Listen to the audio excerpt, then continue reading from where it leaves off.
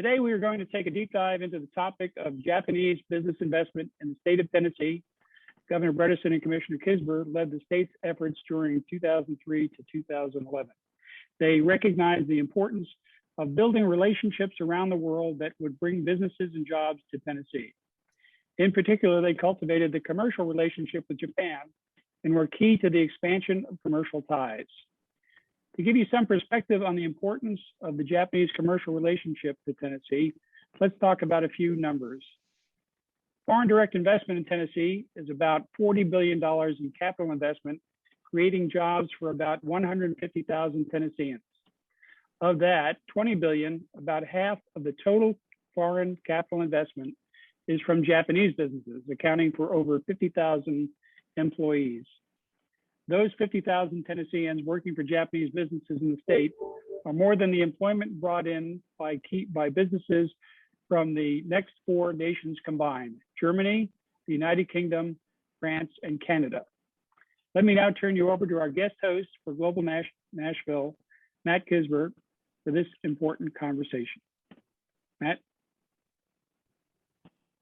Thank you very much, Patrick. It's great to be with both you and Governor Bredesen this evening. It's a real treat for me to have this conversation with Governor Bredesen and to reminisce and reflect on some of the work that we did during our time in office. I've had the opportunity to reflect as we prepared for this session. And Governor, I can think back to December of 2002,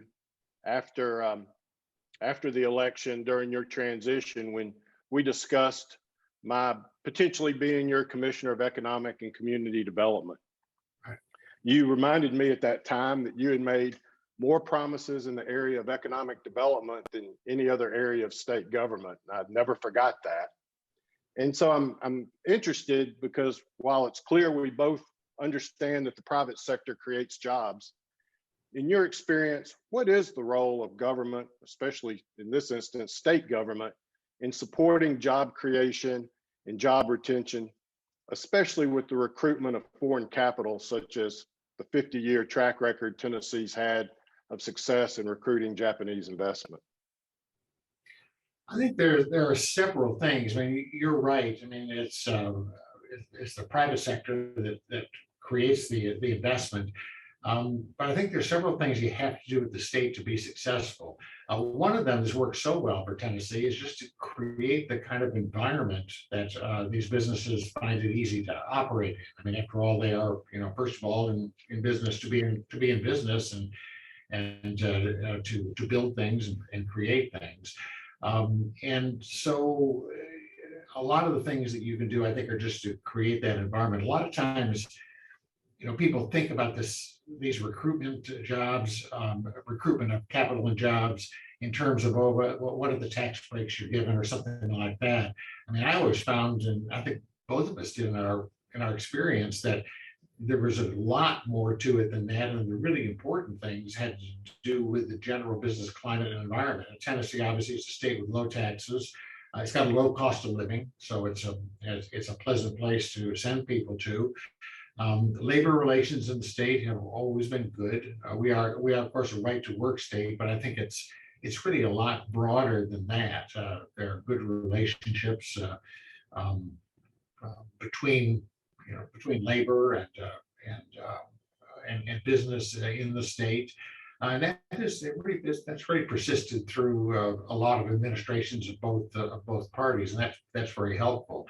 And the second thing I think is really important is that state government by its nature, it's a big bureaucracy, and having dealt previous to that in the business world with trying to do some things in other states, it can be very hard to get answers. I mean, when you're in business, you need to do things, you need to make decisions, you need to get answers about things and move forward.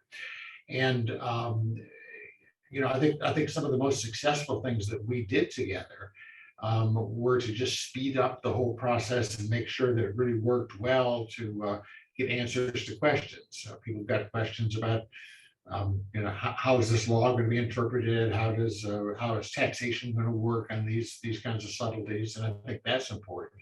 And the last one that I wouldn't underestimate it's just personal diplomacy. I mean, these companies, I mean, they want the governor and the governor's officials, and they want to see him and meet him and understand them. Um, I think that can be a very important piece of it as well. I mean, you and I put a lot of miles on it over the years, just trying to make sure that, you know, the people we were talking to knew who we were and knew us as individuals rather than just positions in the state. So I think actually, you know, there's a lot of things that states can do, and along with that, things the local governments can do to really, you know, create the climate to get the answers people need to have that personal relationship as well. I think the states and state government are really important in this process. You know, as you think back to Japanese investment in Tennessee, it's most people equate it to Nissan coming to Tennessee in the 1980s, but really some of the first Japanese investment was in the 1970s when Toshiba came to Middle Tennessee making televisions and microwave ovens. Right. I mean, much has changed in both the world and in Tennessee since that time. But what we have seen is the automotive sector, as well as electronics companies like Sharp come to Memphis, and of course, Nissan and the automotive companies, but a number of Japanese companies locate across the state in a range of different product sectors. What do you think makes Tennessee a desirable location for Japanese companies, not just automotive, but all the Japanese companies that are here? I think there are several things. I mean, first of all, they're going to be sending some of their people here. Tennessee is just a good place to live. I mean, it's the people are wonderful. The environment is great. You know, people come here and move to Tennessee. Sometimes it's hard to get them out of there when it's time for them to go, you know, to go back home.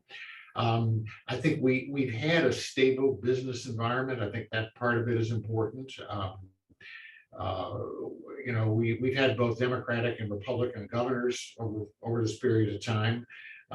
They've largely been all quite business oriented, and willing to honor previous administration's commitments. So, you know, they're not, companies look at it and they, you know, they see they're not at risk of, well, you know, the Republican was governor, and so now the Democrat comes in and everything's going to change. And then when the Republican comes in, everything changes. There's been that commitment to honoring previous commitments and so on.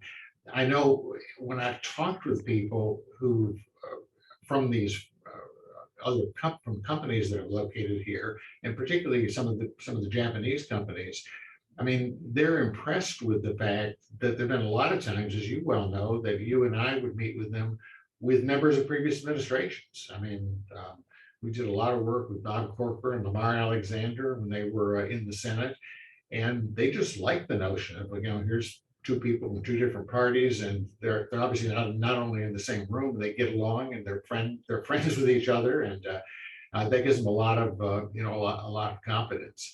But I think that, you know, that stability and willingness to, you know, to honor commitments, going along with just that it's a great place to live, really is kind of at the heart of it. It's just made it a very attractive place for foreign companies, especially for Japanese companies, to you know, to put their capital and send their people and do business. Just to that point, I recall when we came into office, the Sundquist administration was working with Toyota Bodine on a project that we got to announce. We closed the deal and got to announce it in Jackson, Tennessee in late January. But that was a great example, and that was one of the comments they made, that the transition was seamless, and that you never would have known you had gone from a Republican administration to a Democratic administration at that time. And that decision was actually followed, you know, by Nissan's decision later in 2003 to invest in Smyrna and the production of the Nissan Pathfinder. And over the 8 years of our administration, Nissan continued to invest in expanding with more production in Smyrna, as well as the engine plant in Deckard. Right. We also, worked closely with Brother Industries in Memphis, making printers and other office equipment. Denso in Maryville, Bridgestone and Morrison, lots of expansions. But one that stands out, and I know you remember this well because I know it's a highlight of our administration, was the work on recruiting the Nissan headquarters from California to Franklin in 2005. Can you talk a little bit about both that project, but also what you think the impact of that announcement was on the region and on future economic development? It was one of the first large corporate headquarters that moved to Tennessee from other parts of the country. Yeah, I mean, first of all, I think the decision, and I'm both very familiar with all the ups and downs and the ins and outs of that process. But I think the decision really just kind of underlines the things we've just been talking about. They were looking for a stable environment. They were looking, in that case, of moving a lot of people from California to Tennessee. So they were very interested and impressed with the quality of life. And I remember several things that I was personally involved with was going to events at somebody's home somewhere where you had potential relocatees, if that's the word, from California, and just talking to them about the lifestyle and what it was like to live here. And I always thought at least I had a leg up in that conversation because I'm one of those people. I mean, I was not born in Tennessee and came here, and I can't honestly say when I originally arrived here that I thought I would spend the rest of my life here, but rapidly found it just a great place to live, and raise a family, which is what we ended up doing here. And I think that headquarters really, though, it was kind of a milestone that it just sort of underlined that things are happening here in Tennessee. That excuse me, I'm sorry. That people are looking at it and making these decisions. I compare it in some way to when I was mayor and the Titans came to Tennessee and to Nashville. I mean, I don't think anybody ever moved to Nashville specifically because the Titans were there, but it's one of those things that just adds facets, it adds to the amenities that you have and the quality of life. And ultimately, those things are really important. It helps to focus citizens that things are happening and focus them on the opportunity and generates confidence. And I think of all the relocations we did and stuff that, probably that and maybe the Volkswagen one alongside of it, those two were the two that really most had that to the largest degree. People just looked around and said, wow, look what's happening here. Maybe we need to take a look. Well, one of the other significant decisions that occurred during our administration that involved Tennessee and Japan relations was the decision by the Japanese government to relocate the Consulate General of Japan from New Orleans, where it had been for decades, to Nashville. What's the significance of the Japanese government making that decision? And in your opinion, what has that done to further the relationship between Tennessee and Japan?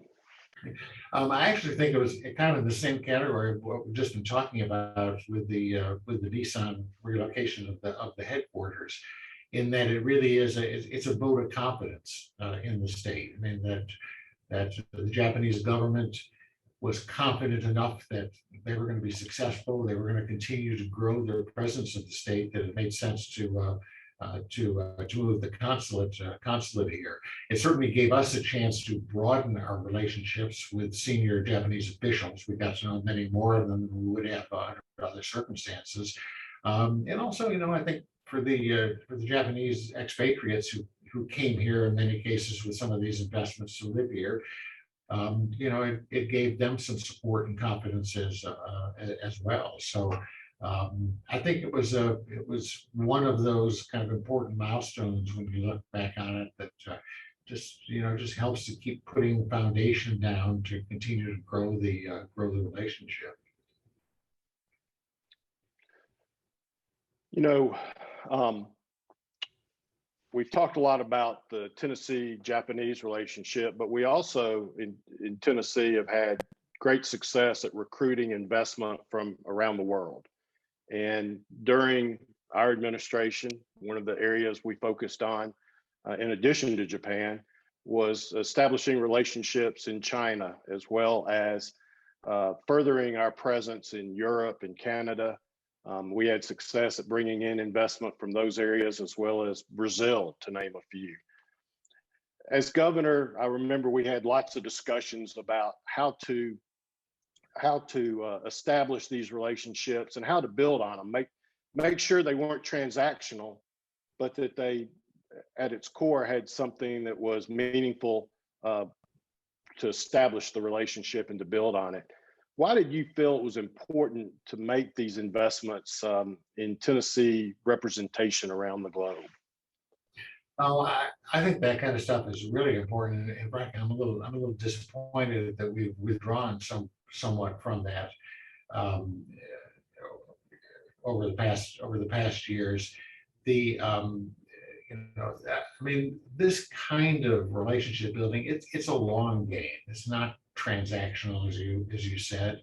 That you need to have a presence. You need to get information about what is going on. One of the things that I found, back in very early in my career, when I was in my 30s, I spent a couple of years in the UK doing business there. And one of the things that's interesting to me is that for a lot of foreign CEOs and people, the personal relationship thing ranks higher in their universe than maybe it does for a lot of American businesses. I think a lot of American businesses can be very transactional about these kinds of things, but especially with the Japanese. I mean, they wanted those relationships. They wanted to know the people. It's not just about tax breaks or those other kinds of things. They want those kind of relationships. And one of the things that I thought was really important in that regard was that it was also became clear to me that the status of government officials in Japan, for example, is much higher than it is in this country. I mean, I think a lot of times businesses here think that those of us in government is kind of a necessary evil, but in Japan, those officials are among the most honored people.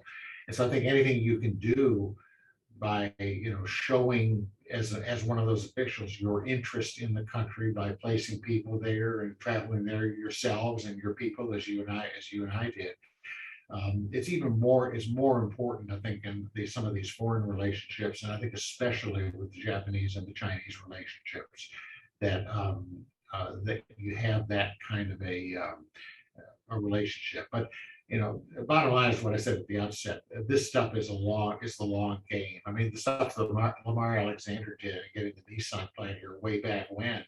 I mean, that's a meaningful piece of the puzzle and the foundation that you and I had a chance to build on. And hopefully some of the things that we did in the aughts will bear fruit in the 20s and 30s in that regard. So I think those relationships are really important and keeping, and they're not expensive. I mean, it's not hard. It's not hard to do. But this is a long game, and those things are important. Well, following up on the long game, I think, as we reflect on both the Japanese investment in Tennessee as well as the automotive industry in our state, as you said, it began with Governor Alexander in 1980, and it's hard to believe that Nissan's decision to locate then was the first transplant automotive facility in the U.S., and how that automotive industry and the supply chain that supports it has grown across the state as well as the country. In addition to Nissan, I know we did work with Toyota, and they have a lot of investments in the state, their largest being Denso's activities in Maryville and Athens. And it's a little difficult to think back to 2006 and 2007 when Toyota was seriously considering Chattanooga's Enterprise South, and we were the bridesmaid instead of the bride for that manufacturing plant that ultimately went to Blue Springs, Mississippi. But that prepared us for 2008 when Volkswagen came looking for a place to plant their flag, and they chose Enterprise South. In your opinion, will Volkswagen grow across Tennessee in the same way over the next 40 years that Nissan and the supply chain has grown across the state and has become so important to our economic vitality? Yeah, well, as you know, man, I mean, we were both disappointed with when that Toyota thing happened, but we also learned from it what was attractive and what wasn't attractive about the site and how they made their decisions. In my business background is, I mean, it's always been kind of entrepreneurial, and when you do that, you just recognize that you have to play percentages a little bit, not because you don't win every one, and you have to be patient and wait. We recruited sports teams here, and I failed miserably a couple times before we got the Predators here, and and then ultimately the Titans off the back of that. So I think that I think we learned a lot in that process. I think there's no question but that the infrastructure that had been established in the state of auto suppliers, for example, really helped in that. I think the farsightedness of the local government in Chattanooga and Hamilton County, and not giving up on that site, not breaking it up into a million little sites, but saying we're going to someday get a big thing there, has also meant they were playing the long game, just as we've talked about, and they deserve a lot of credit for that. I think the fact that you already had some investments that were great success stories really helped give confidence to Volkswagen as well. So I think a combination of all the good things about Tennessee anyway we've described in terms of the quality of life and the stability of its government and so on was there, but did not hurt a bit to just have them look around and see that other companies had made major commitments to the state and they turned out very, very well. I think that really helped. I had the opportunity actually in 1987 to make my first trip to Japan. It was part of the American Council of Young Political Leaders, and spent 2 weeks learning about Japan from the political and economic perspective. And I remember very vividly being in a Dunkin' Donuts at 8 a.m. and hearing Elvis Presley playing over the public address system. And one of the things I recall from our experience, and I'd be interested to get your observations, is that while we had a lot of business interactions and developed a lot of friendships, one of the ties that really helped connect Tennessee and our friends in Japan was the love of country music, the Dolly Parton, the respect we both have for Jack Daniels. How important are those cultural aspects to the relationship, in your opinion? Well, I think I think the cultural aspects are important as well. I mean, I discovered that once you get out into sort of people who are a long way from Tennessee in the United States and don't travel here or live here, Tennessee is you and I have talked about it. I mean, what they know about Tennessee is Elvis Presley, Jack Daniels, and Dolly Parton, and that's Tennessee to them. And the fact that we could talk about those things and so on was very helpful. But I mean, I loved, as I know you did, we did so much of it together. I mean, I loved going to Japan and starting to have some understanding of a very different culture and often a very different way of thinking about things. It's not all one-sided. I mean, I'm proud of what we accomplished, but I had an awful good time doing it. Yes, I think we both can agree on that. Well, Tennessee's had a lot of success. We're the second largest state for foreign direct investment from Japan, second only to California, and have been in that position for decades. And as such, it's customary for the first international trip for a new Tennessee governor or new economic development commissioner is to Japan.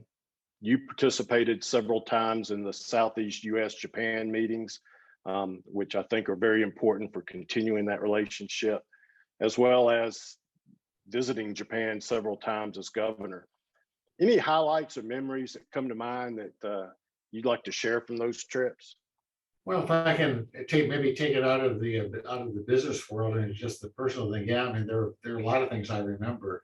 It was my first earthquake. I remember we were in Tokyo, and I was up on the, I don't know, some high floor in the hotel, and all of a sudden everything started waving around, and chandeliers and the stuff in the ceiling swinging back and forth, and things sliding off the desk, and if you remember, we tuned in on the television, and practically as we were enduring the earthquake, CNN was reporting an earthquake in Japan. So that was my first earthquake, and so on.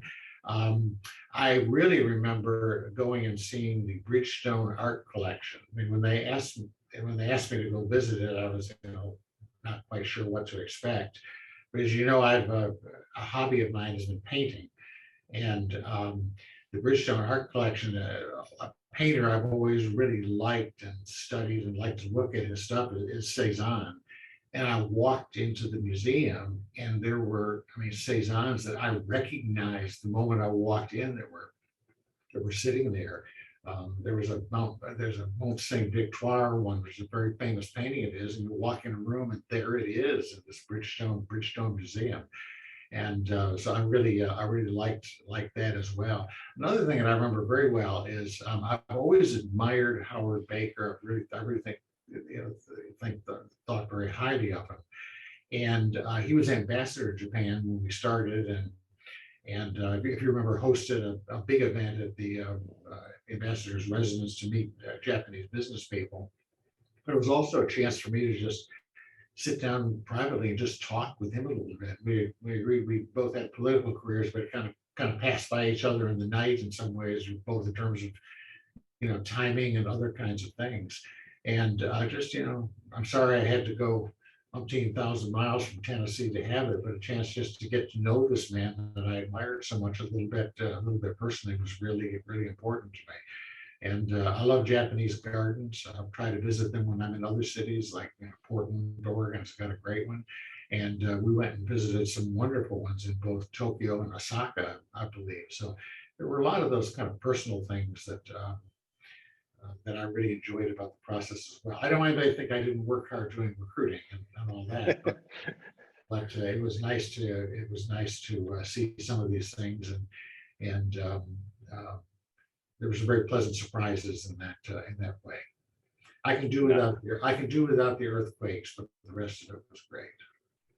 No, there's no question that the experience was quite meaningful, and what we accomplished for the state endures, but the personal relationships and the friendships meant quite a bit, I know, to both of us. And we could stay here and reminisce for hours on our activities both in Japan and around the world during the time in office. But I know Pat got some Q&A. So Patrick, I'll turn it back over to you, and thank you for giving me the time to have this conversation with Governor Bredesen.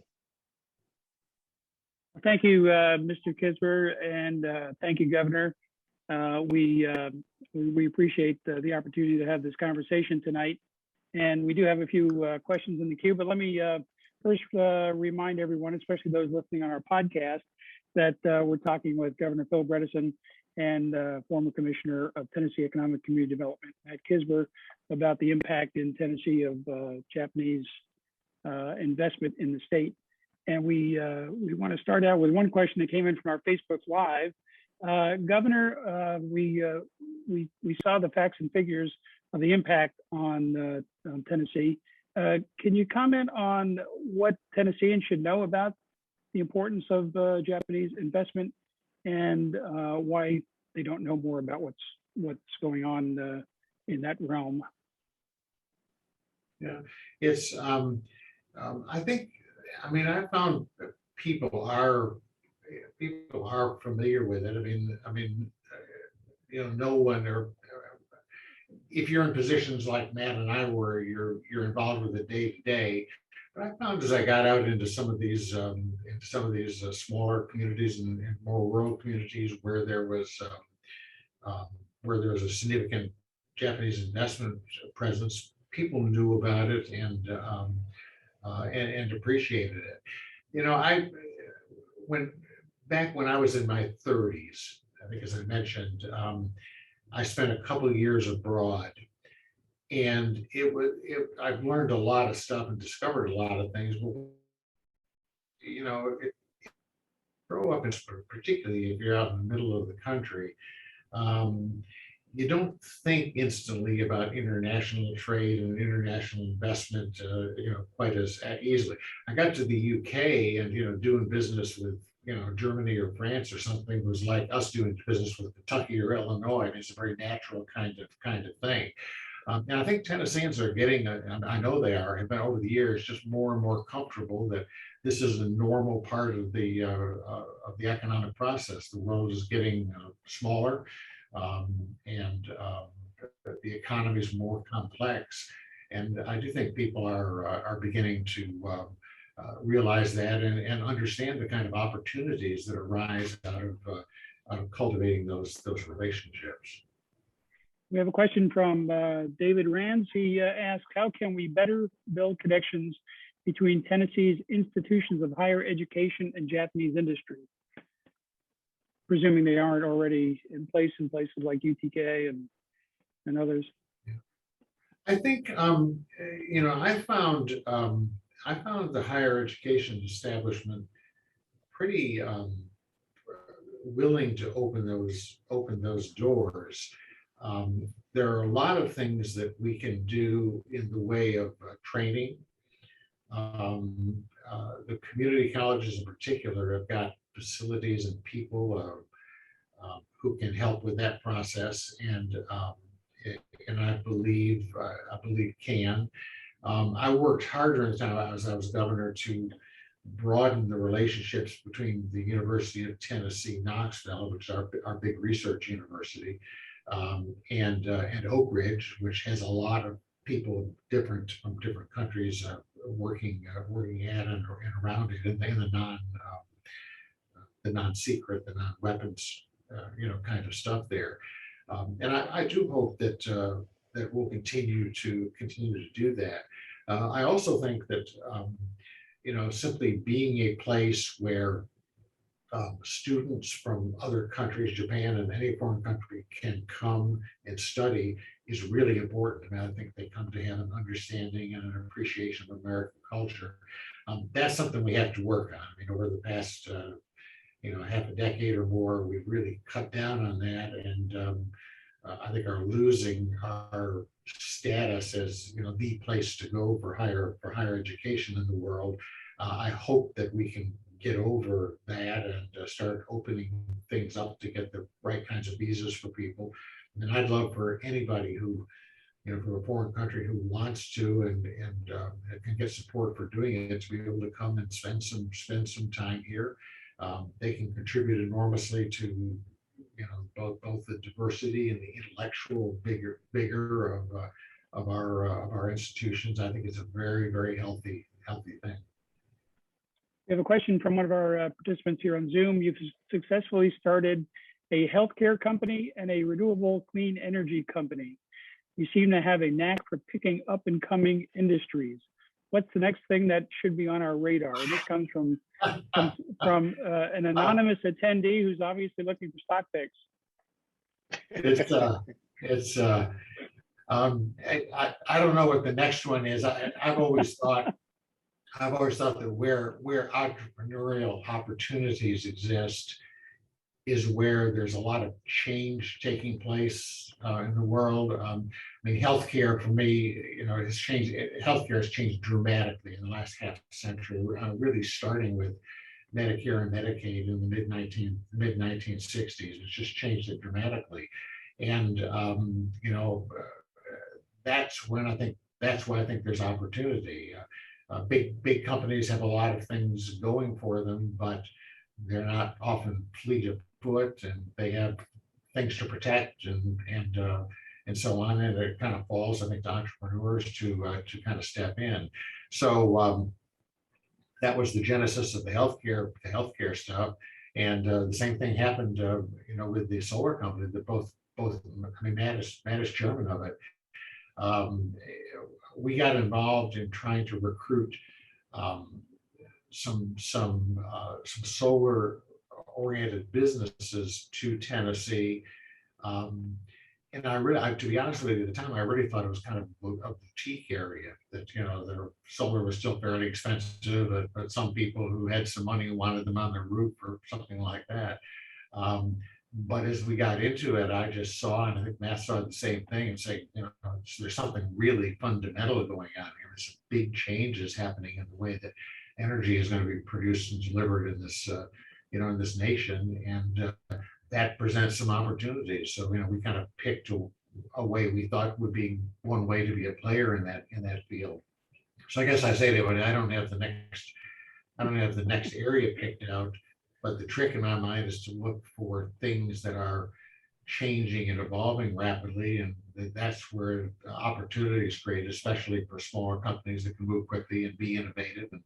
And that's what I spent my non-political life doing. And there's a lot of opportunity out there today.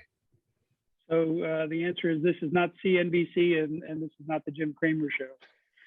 So we have another energy question. Tennessee is becoming a leader in electric vehicles and battery storage in large part due to the investment of time and energy put in, no pun there, put in by you and your predecessors in state government. What are your thoughts on the aggressive goals set by the Biden administration for EVs? And parenthetically, we saw the climate report this week from the United Nations. The Secretary General said that there's a red alert, and that's hopefully will add some emphasis to putting those goals in place and meeting them. Yeah, I have probably a little bit of a non-standard view about that. I mean, I think in the end, once you get away from the true believers, EVs are going to become more and more important, not because people are trying to fight climate change, but because they're just better cars. I mean, I own an EV, and it is a much nicer driving car than any other car I've ever had. I mean, they're really it's a great way to have a car. We obviously have got work to do on charging infrastructure, but that's something that is very very soluble.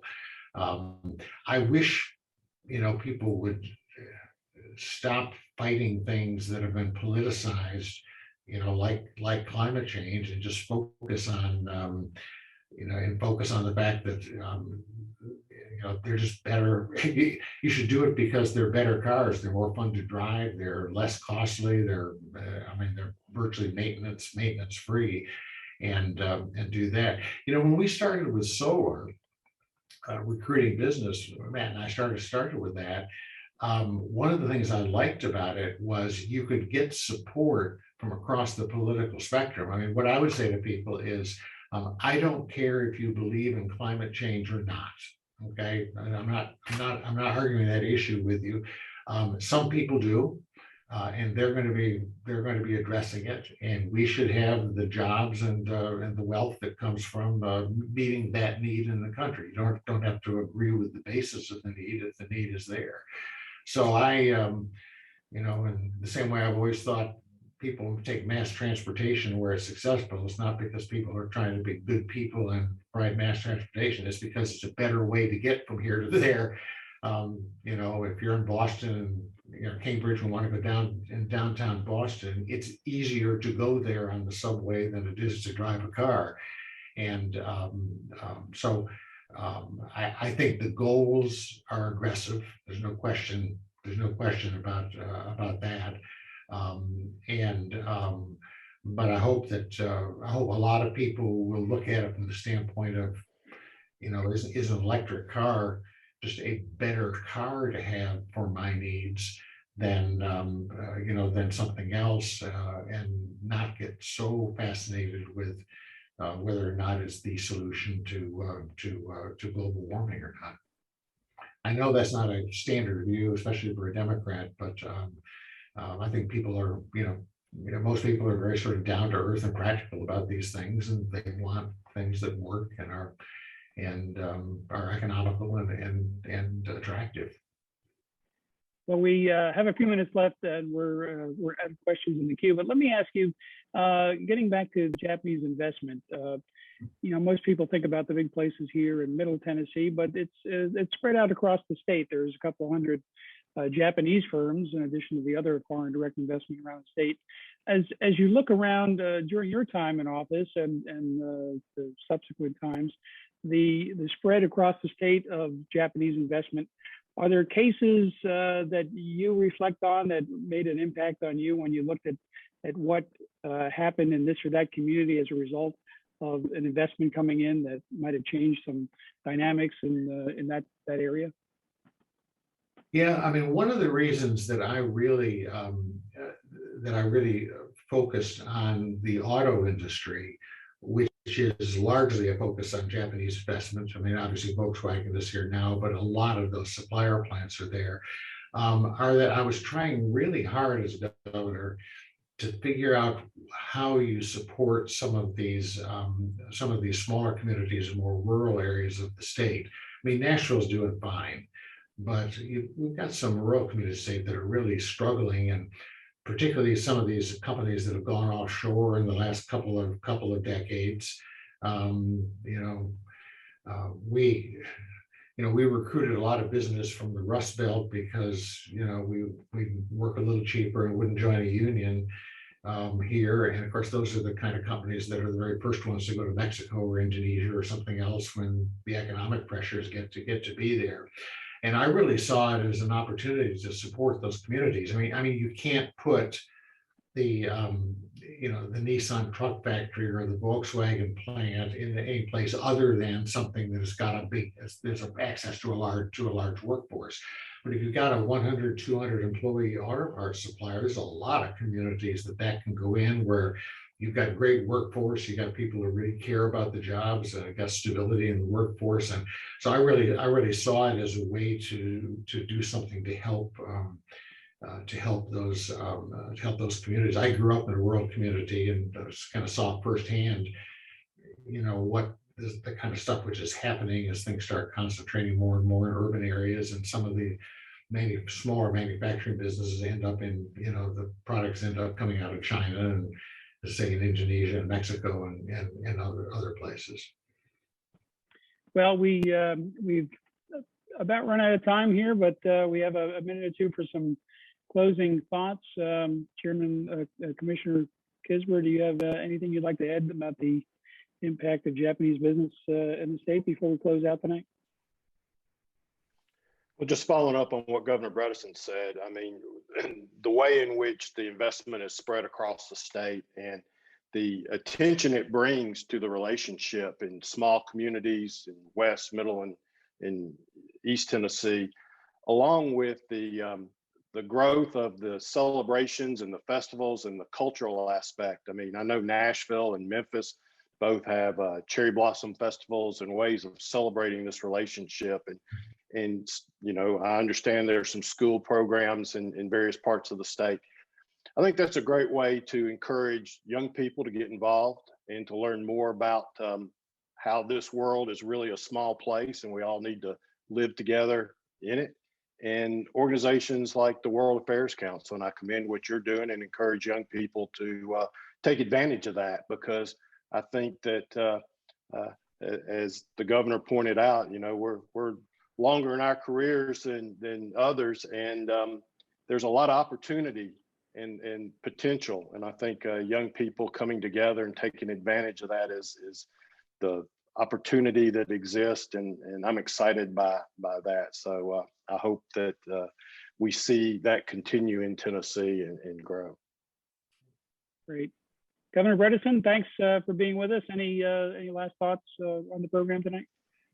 Yeah, just to say that I mean, one of the highlights for me of my time as governor was just, learning more about Japanese business, the Japanese culture, having an opportunity to work on a lot of different kinds of projects for mutual benefit. And it's one of those things that I hope a lot of other people who are listening to this can have a similar kind of experience in the years ahead. And I love what you're doing with your organization. And I think these kinds of events like the Zoom event and the Facebook live streaming and so on is a great way to just introduce, some people to, some of the dimensions and some of the subtleties of these kinds of relationships. I hope there'll be somebody who comes out of this who just has a little more interest about how do we make this stuff work, these kind of connections work than they did before. If that's the case, I'd be very happy.